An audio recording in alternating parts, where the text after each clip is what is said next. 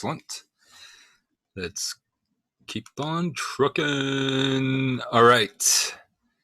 So we could start with study groups. So you are going to coaches for at least this semester. So you are running both study groups, and then you're also doing individual coaching sessions. And so I mapped out different objectives for each part. So study groups, coaching, seminars, growth mindset workshops. So for at least for now, and I think this can be a continued conversation. For me, I really want to make sure that for our study groups, we're increasing connections between Y scholars. I think the way that I was explaining to scholars and families during the orientation is, look, when you come into the program, you're usually just hanging out and connecting with other scholars that you already know at school, right? They're usually sitting with their friends. But we can do much better than that, right? We want to connect them to each other because you may not be going to the same college with your friend, right? But you may be going to the same college with another white scholar that you normally didn't talk to. And so I think what we really want to do is make sure all the scholars are connecting with one another so that it would be awesome to see when they do go off to college that they know at least one other scholar that's going to the same school. And so this kind of came about from the kind of the Policy Foundation idea that their idea is get people to build camaraderie with each other and then kind of send them off to the school campuses together so that they have at least one person that they're familiar with once they go off to school. Second objective is to improve student success skills. So I was trying to come up with a better wording than executive function. You may have heard that. But I think student success skills kind of captures a lot. So it's about how they learn, how they're socializing, and then, of course, self-management. So if we can improve on those skills, that's study groups will be the place to do it. And then this is ripped straight out of our vision, which is to kind of develop and elevate their growth mindset. And that, I would say, ties into improving those skills. You got to have that kind of awareness and willingness to take on new kind of personal developments. Okay, I got a question for you all. Okay, what is the first thing you need to do before planning your study group agenda for the week? What do you think?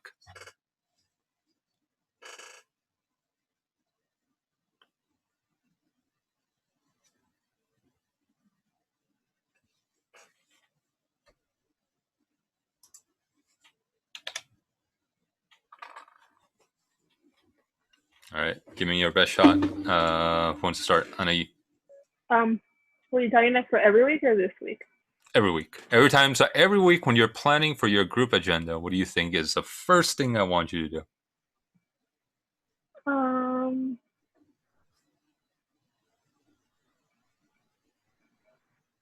Have goals that you want to get out of. Write down the goals you want to get out of for the week. Okay. Like for you, what the point of the study group is for. What is a what? What the point of the study group is, like for that week. Like. Okay, got it. Nat, what do you think? That's exactly what I was gonna say. Okay, sounds good. All right, so thanks for giving that a shot. So, sorry, the second bullet should be like a sub point. This is just like yesterday when we did the CSET. Before you have that conversation, know what you want, right? So same thing here is before you start planning for this week's agenda, know what the heck it is that you want to accomplish, right? Like what's a top priority or the main priority, actually. Okay. And then the reason why I say the second is more like a sub is so knowing what you want and knowing how you are going to measure to see if you actually accomplish what you want. And that's a big deal, right? So if you're telling me, hey, what I want to do is to just get through my plans, which is what most facilitators end up doing, that's a bad plan, right? That's not what we want, right? What we want is for the scholars to learn something. Okay, so you need to figure out how you're going to measure that part. Okay. So what exactly are they learning this week? And then did they learn it? And that will tell you, again, two things. Either if they were paying attention to you or not. If not, then you got to have that kind of conversation with them. It could also be telling you the way that you're presenting and moderating and kind of engaging them is not working. That means you got to do better on some level. And I can tell you, when I observe a lot of the workshops in the past, it's usually the latter. It's usually the facilitator. Again, just like our leadership model, right? Improvement starts with yourself. If you want them to get better at learning, it needs to start with you, right? It's really easy to just jump straight to the conclusion. Oh, they're so lazy. They don't want to learn this stuff. This stuff is boring. Okay. When you start saying things like that, remember, you're moving more towards a fixed mindset. Okay, so here is a playbook. This is just kind of like a more structural backbone for you all. So every week, you are going to do goal setting and progress monitoring. So you'll be checking with them on like, hey, what's the goal and what's your progress on that? And then you share it out with the group. You want to do activities that promote being supportive and compassionate towards other people. And you're going to do lessons on study skills. So it's study groups. So let's teach them some study skills. So it could be time management, organization. It could be about how to be better at memorizing stuff. It could be performing under pressure, how to manage test anxiety, test stress. And then definitely things around mindfulness and self-care.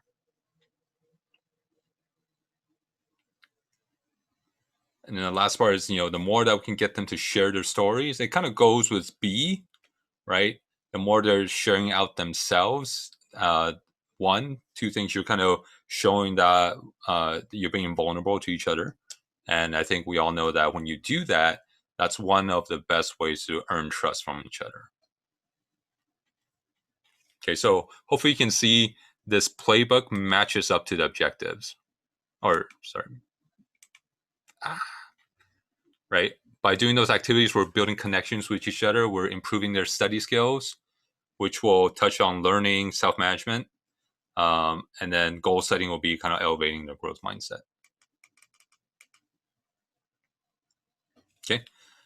So this is a sample agenda I've laid out for you. I think this is my recommended. I don't know how well it shows up on the screen. Is it blurry or can you see that clearly? It's a little blurry, but I still blurry. Okay. Here is what I'm going to do. I'm going to just share out the document with you all. Yeah, I was afraid I took a screenshot. So thanks for letting me know that's a bad idea.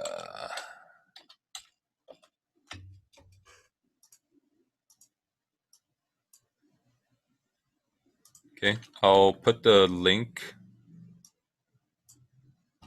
in the chat.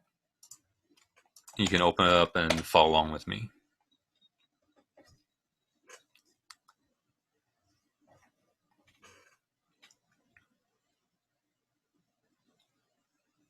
Great. So as you can see, this is kind of like the template I want you to use. So please map this out for me.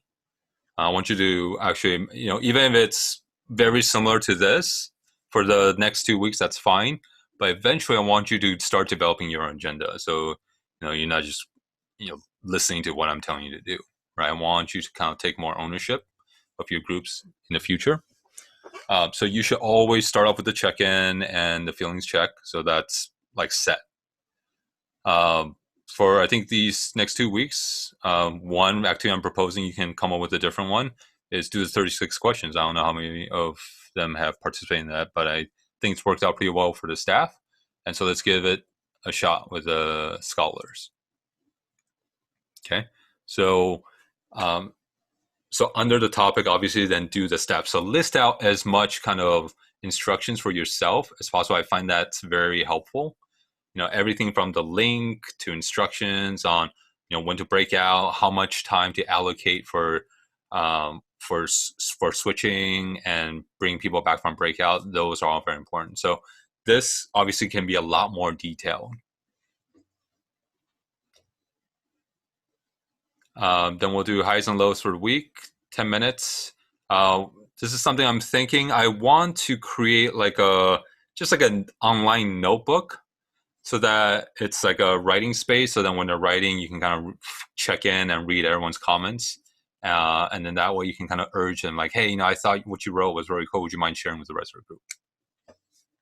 Okay, then it will be just like a blank Google Doc with their name, and then it will be shared to all the staff, so then we can access it anytime and use it for presentation purposes. Ania, was that a question? Yeah, so I was just asking, yesterday we were talking about how we would all just be placed into, like, for example, Zoom coaching. And then we'll be divided into breakout rooms, right? Mm-hmm. Within breakout rooms, are you able to create more breakout rooms? No. So I've actually figured out what to do. So Zoom coaching will remain the same, but it will be specifically for coaching, so one-on-one coaching. For everything else, either study groups, workshops, or seminars, I've actually created room numbers. So we'll have Zoom 1 at White Scholars, with Zoom 2, 3, 4. I've created 4 rooms for now. And basically, we just imagine like literally a virtual room, like a teen center. You have a conference room, you have 3rd floor, you have a classroom, and then you just reserve a room. And so we will still have shared access, right? If I want to hit up your room and I want to take over host just to help you out with waitlist people, I can do that, right? But then there won't be any kind of intersections where, we need to kind of dish people out you will just be in the main room. Okay, does that make sense?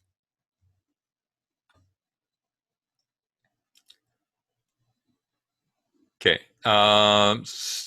Highs and lows for this week. I think that's just, again, and so that's the story sharing version. So you'll see the letters next to them. I think for now, I'm going to ask you to do that. So every week you should be hitting up on those to categorizing them. Like, did I do all these things, A, B, C, and D every week? Okay. And like I said, you can get creative on finding activities or discussions that hit up those categories. Okay, I think it helps to do, especially for an hour, do a quick little break. I don't think it necessarily needs to be 5 minutes. I think even like a 2-minute, mindfulness break can be helpful. For this week, as I said, let's try to teach them Google Calendaring. And, I think maybe a safer route to go is saying, hey, we just want you to practice. You don't have to adopt it. But because you are kind of learning this, I want you to at least do this for the next 2-3 weeks while we are meeting together for study group. After that, if you absolutely hate it, then you are welcome to go back. But it may be something something we ask you to do in the future. Like, in the future, if you need to set up an appointment with me, I want you to send me an appointment. Right? So we're still doing kind of like appointment space, but they're taking the action. Okay, so and for these like lessons, I would keep it to 10-15 minutes of presentation, and then actually have some sort of interactive activities with them, right? So if I'm presenting calendaring, this is what I'm thinking. We'll go around asking what people's systems are right now, and I'm going to ask them to open up Google Calendar, okay, through their Berkeley High email, and if not, then hopefully they have a Gmail. And so maybe that's something you want to check to make sure. So Berkeley High, for sure, it's Gmail based, but other schools are not necessarily so. So you may want to see those students that don't go to Berkeley High, check in with them and see if they have a Gmail account. And I think for the most part, they do. Okay. And then come up with ways to get them to practice using Google Calendar. So, hey, I want everybody right now to create a party invite. I want you to invite me to your party. So then you should be invited to 6 parties, right? And then maybe lastly is downloading the actual Google Calendar app. So not necessarily their phone calendar, but literally the Google Calendar app and helping them set that up.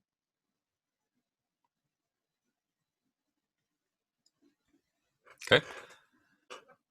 And then lastly is just kind of, I would say this is more program wide. I do want the cultural values and practices be more widespread and talked about in each of these sessions. So really integrating that class shout out, teaching our scholars how to do a class shout out, okay, so that they are familiar with the 5 values and what those values mean.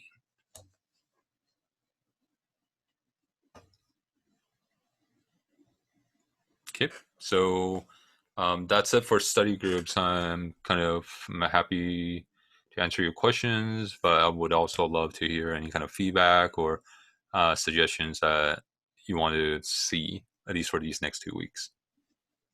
Nat? I just have a question for the section B, I guess it is. It says like switch after 4 minutes. Yep. So switch means, remember, you have a partner, right? You're doing it with a partner. So I'll put you into breakout groups. And then after 4 minutes, I'll put an announcement like, hey, you should switch. The other person should be the person answering the question now. You're muted.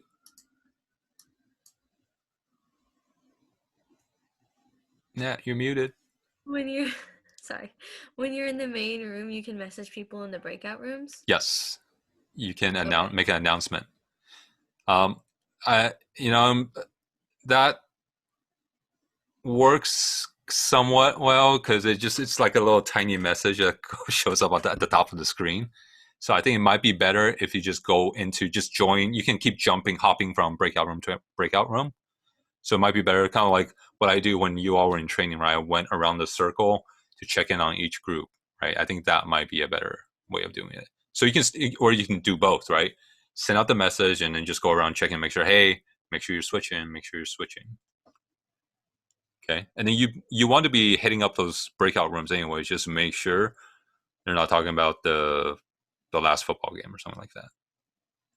Okay, Annie, was there something on your end? Yeah, it was just like a suggestion. Just I remember the first day that we had discussion sections, so one of them, like our GSI wanted us to like get to know each other better. So the activity was that instead of us introducing each other, she gave us a few questions and we shared it with another person, and then that person introduced us to the whole class. So I thought that was a good way to like interact and get to know each other better, because other people were describing who we were based on our answers.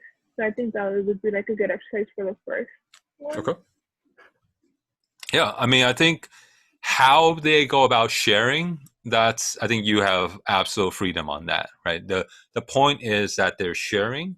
I think just be thoughtful about your timing. As you can see, these things are time sucker. Anytime you do share outs, it's such a big time sucker, especially if you want to go around the circle, right? So, if you have a small group, like if you have a small study group, 6 people, I think that's totally fine. I don't think that's going to take up too much time. But I think when you get up to like 8 people, when you're facilitating those workshops and seminars, then it starts taking up a lot of time. And you don't want to do that either because, and I think you've all sat through those check-in questions where, if everybody goes around and everybody takes like 2 minutes to respond and talk about how awesome their summer vacation was, and you have 12 people in your group, you literally just dedicated like 24 minutes to a check-in question, right? So maybe not the best way. And so you notice like in our staff meetings last year, I actually broke you all into 2 circles. So then the share out at least is a little bit shorter. Okay. Okay, now obviously, some of this will be trial and error. And then it also depends on, like I said, a lot of this, I would say, as you go through the year, you really need to constantly reflect on what your group is like. Are they a bunch of quiet folks? Are they really highly engaging folks? you'll know how to, then you need to adjust your agenda accordingly. That makes sense, right? Like if they're really good at just contributing over voice, then maybe you don't need to write in the journal. You can just trust them, that give them 30 seconds to think about their responses, and they'll talk easily. Okay. But you got to adapt. I think that's the thing, is you got to adapt. I've seen so many facilitators fail. They try to do one model for all their groups, and that's not the case. Okay. Any other thoughts or ideas? Just to clarify, is this gonna be the program like this? Are we doing this exact thing this coming week? This is, I would say, very likely yes. So unless you've got something to replace those components, I'm totally down to hear. But I think this is what I would like to see, at least for the next 2 weeks. Okay, so you'll be essentially stretching Google Calendar into 2 weeks, because I don't think you can cover all of that in 15 minutes. Okay, I think you'll notice that once you get through these things and you're trying to do Zoom and you're trying to get people to engage and contribute, like time moves really fast, and the next thing you know, you're like running over time. Okay. Cool. Are we good to continue then, or anything else? Good. Anaï, you good? Okay. Great. Okay, coaching's a little bit different matter, and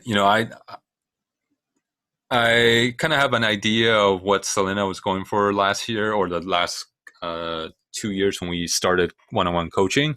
But I really want to kind of instill what coaching really is when people talk about coaching out there. So these are some definitions I found online for you all. So coaching is the art of facilitating performance, learning, and development of another. It's a process by which the coach facilitates the success of others through belief in the person's ability to find their own solutions and enhance their own performances. So the coach is seeking to maintain a positive strength, focus, state of mind. The last one is inherent coaching is an intrinsic belief that the answers lie within each and every one of us, and that everyone has the potential to be brilliant. Okay, so let's do a little bit of discussion here. So what are some takeaways or items that stand out for you in terms of what coaching is based on these things I just said? So Anaï, let's start with you. The main thing. Yeah, a couple of things. Okay. It doesn't need to be a main thing. Well, the main thing that came up to me was like the word relationship and process, just because it doesn't happen like over time. It's something that gets put on to. And then belief in a person's ability to find their own solutions. Enhance performance. So, it takes a relationship, it takes time, and then it's a belief that they can find their own solutions, right? Okay, Nat, what did you take away from that?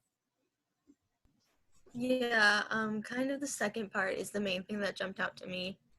I think I remember talking to you one time, like over a year ago, and I was like, I might want to be a coach, like if I come back or whatever. I don't even remember. And you were like, well, you can't like tell people what to do. You have to like, I don't even remember what the conversation was, but you were just, you basically like emphasized the fact that coaching is not about doing things for people. Like it's about like guiding them so that they themselves will reach the right conclusion and like reach their goals, but like they're the ones doing it. That's like the most important thing.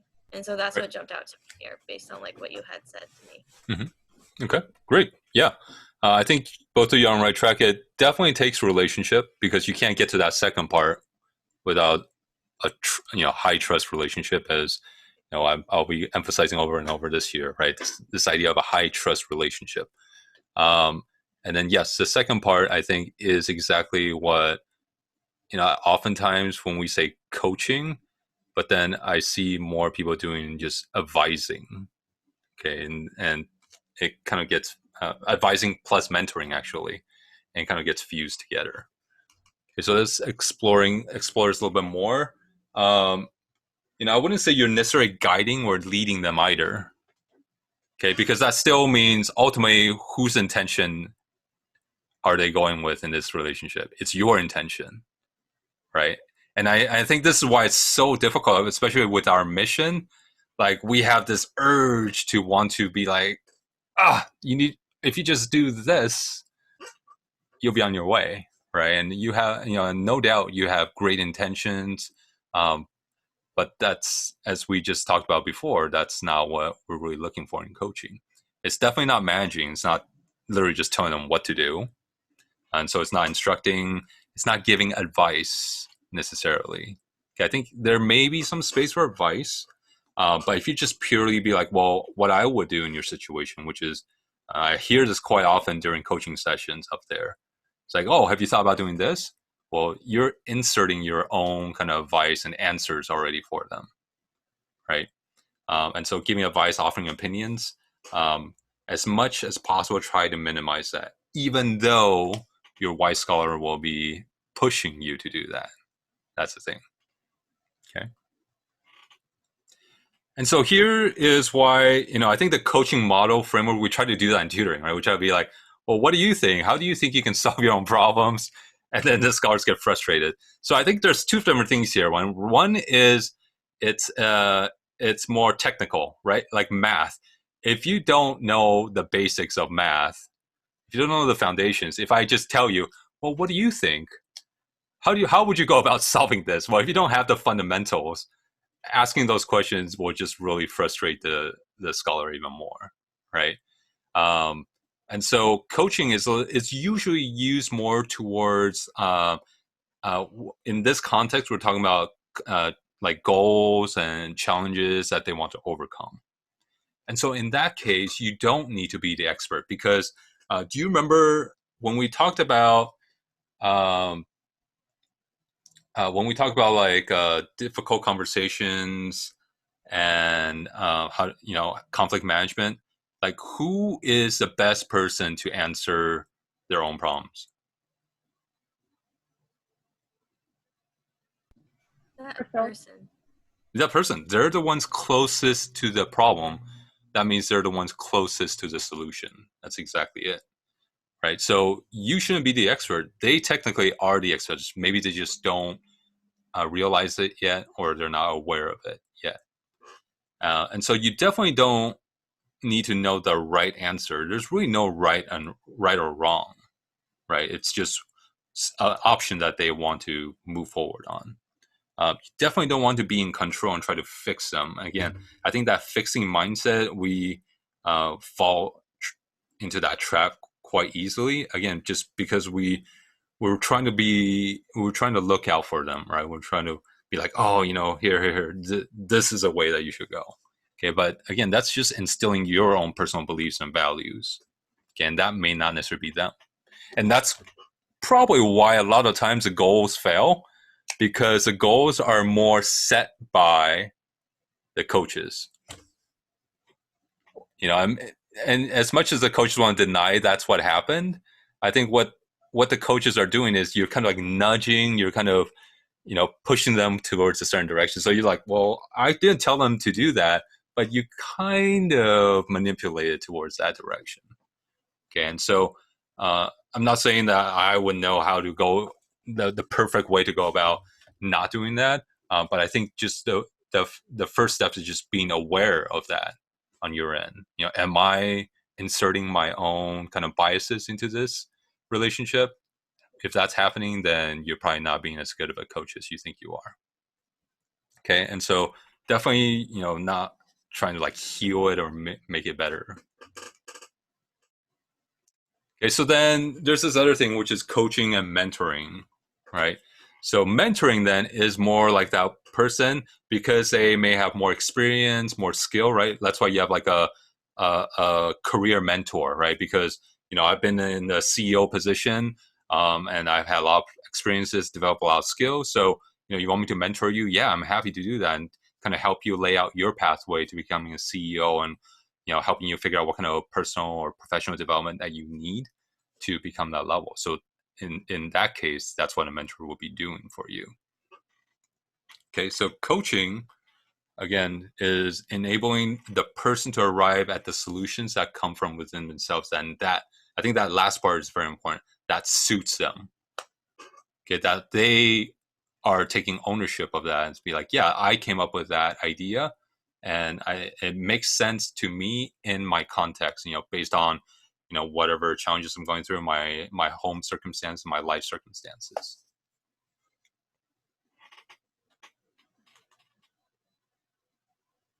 Great. So here are the objectives of coaching. I think I'm bringing back this we created this term called menching a while back. So evolving relationship from menching to coaching. So menching, I don't know if you can figure it out, is we combine mentor and coaching together. Because I think we do show some elements of coaching when we're working, with our scholars one-on-one. I don't deny that, but we definitely insert that mentoring aspect into it as well. And I think when you are first working with your scholar in the beginning, you probably will serve more as a mensch in the beginning, just so that you're developing that relationship with them. So then what I want you to do is seeing how much of that, where you are at, and then how much of that can you start moving towards coaching. Okay. And the model that I think we're going to talk about this year, and I don't think it's that hard to remember, is a grow model. And so this is actually a real model out there for coaching. It's a little bit like SMART goals, although I think it's a little bit easier, not too, like, I guess, intimidating as a SMART goal. So grow is you set the goal, right? And then you look at, okay, what is the reality of things? So let's really make sure what are the challenges that's keeping me from those goals. Okay, and then the next part, then ideally, again, coming from the scholar, what are some options that I can take on to move towards that goal? Okay, to circumvent the reality of things, and will put me on the pathway towards reaching my goal. Okay, so what are some options? And then lastly, the W stands for will do, which is, I think it fits perfectly with our attitude, right? So will do what? What will you do next? What's your next play? What's your playbook? I've been using this idea of playbook a lot. I really like that word. What's your playbook to reach those goals? And so playbook should always be actionable steps, right? Like a coach's playbook. You've seen like a sports playbook. They have all those drawings and arrows and circles, right? That's exactly what you want the scholar to do. And then lastly, then, is kind of that second part of our vision, is then when you get them to start doing that, I think, again, depending on the scholar, right? There's some scholars who are already on this pathway. They're always setting higher ambitions for themselves. But others are maybe a little bit more timid, or they're not ready for that. So maybe you start with smaller goals, but then you want to start challenging them to think bigger and think long term. I think that's a part where I see a lot of our scholars, they kind of deny themselves from doing that, and so when they get to 12th grade, they have a hard time figuring out, again, who they are and what they represent and where they want to go.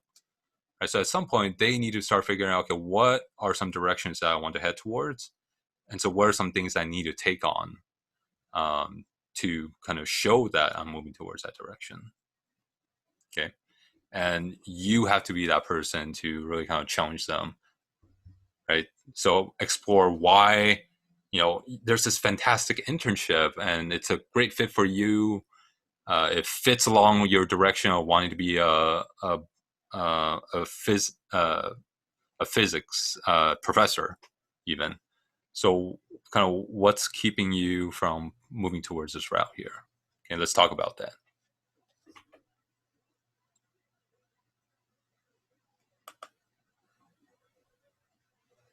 All right, so let's try this again. Okay, what is the first thing you need to do before planning your coaching agenda for the FY Scholar? You all know the answer to this question, right? Okay. So I think the key difference between this one and the study group, when I say know what you want to accomplish, remember that can be kind of dangerous in the coaching context, right? Because it's not accomplishing your goals, it's accomplishing getting them to figure out what they want and helping them figure out how to accomplish their goals. Does that make sense? Whereas for a study group, it's like, I want to accomplish this. This is my goals for this study group. And this is how I'm going to figure out if I did a good job or not. So I think, if anything, coaching, this part's very easy. If you are getting them to do those things on their own and they're like coming up with their own challenges, they know how to set goals, then that's your measurement right there, right?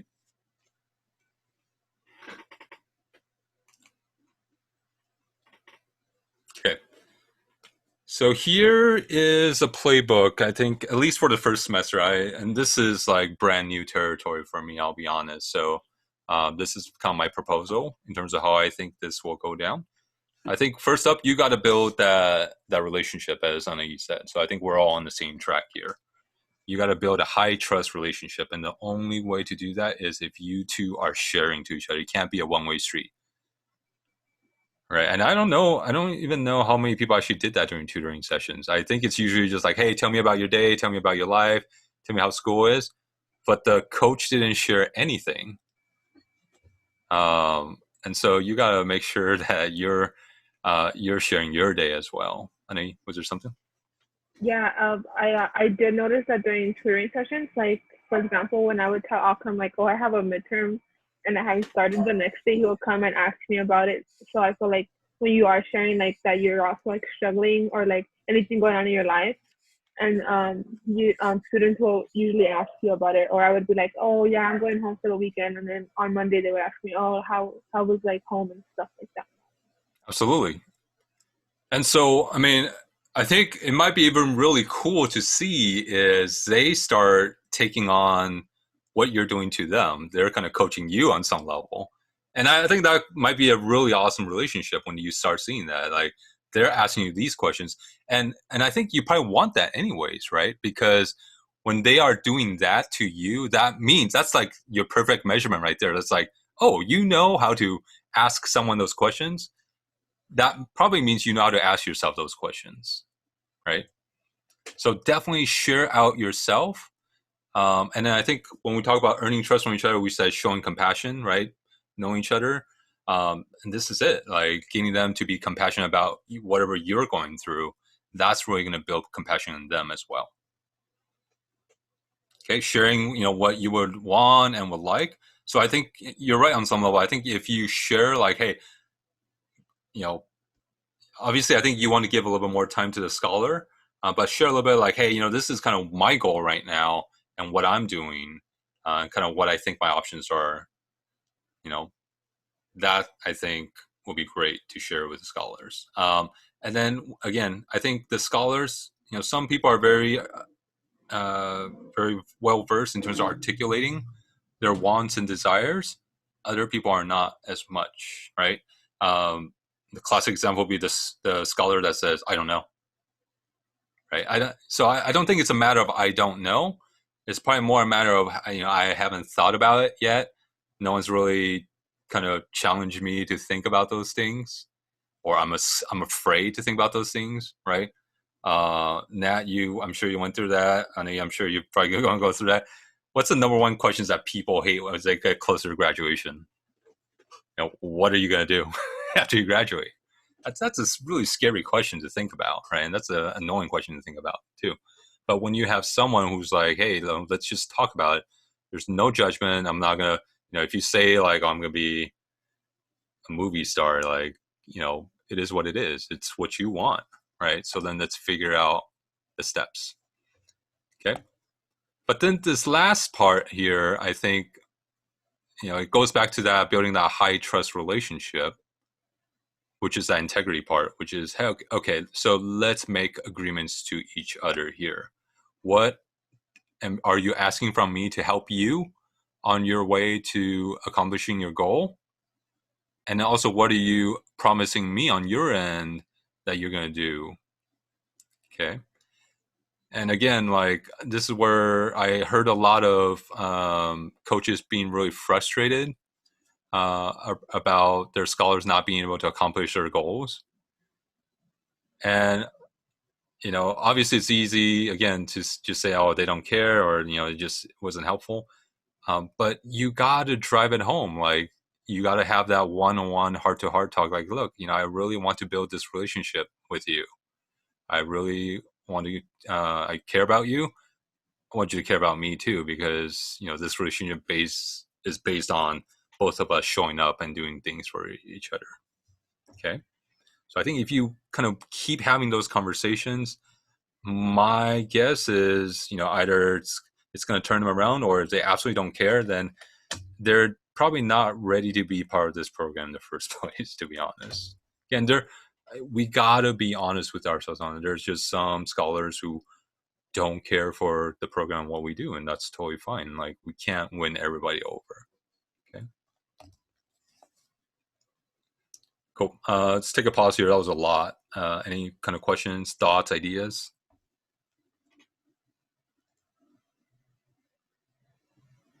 No? Okay. All right. This is agenda. I think it's a lot. I mean, you only get half an hour, so it's like boom, boom, go.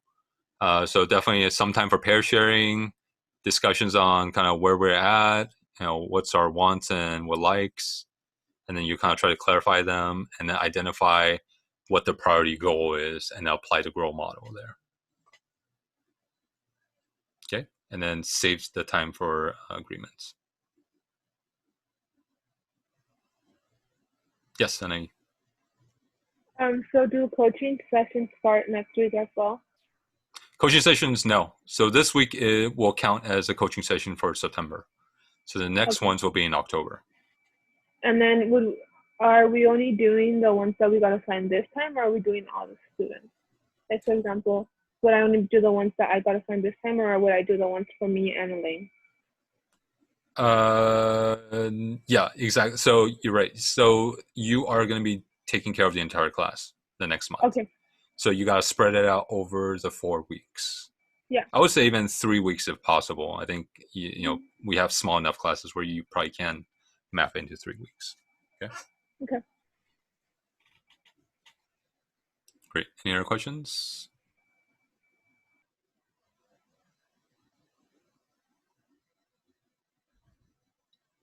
Nat, you good? Oh, I have another question. Okay. Go for it. So I was checking in about like coaching and study groups. Are we still doing like attendance, like if we were to do it on Airtable? Is that where we're doing attendance, like if they weren't big group? Yeah, I'm kind of modifying things since it's not like by hours anymore. It's just like you showed up, you didn't. So I'm kind of I'm working on the Airtable. But what I also do need is, because when I did the reports, the time station stuff really helped me out quite a bit. So I think I'm probably going to ask you all to check them in on time station. And that's easy, right? You just search for a student and just do a manual clock in. You don't have to scan their card. And then check them out when you're done. Okay. Or you can just put in manually the time that they did. Okay. So that shouldn't be too hard. And then also to the Airtable. So it's it's a double, it's kind of a double, but it shouldn't take that much time, right? You're just checking off things. So probably like a minute worth of work, really. Okay. Okay. Thank you. All right. I think my next crowd's coming in. All right, so here's what I'm going to ask you to do. Obviously, you don't have to plan for coaching for now, but definitely next week, start mapping out your agenda for study group. If you would like to make some changes, definitely run it by me. I will add some additional details and resources on there to kind of flesh out the instructions. But I definitely welcome you if you have like a great activity for team bonding. That's definitely throw it over and we can give it a shot as well. Okay. Cool. I think that's it. Thanks so much for joining, and I'll see you Monday or Tuesday. I have a question. Yeah. Are you sending them like the link for that, for the study group link for Zoom? Are you sending them that? Yes. Yeah. Okay. To email. So there's that. Okay. Thank you. Have a good weekend.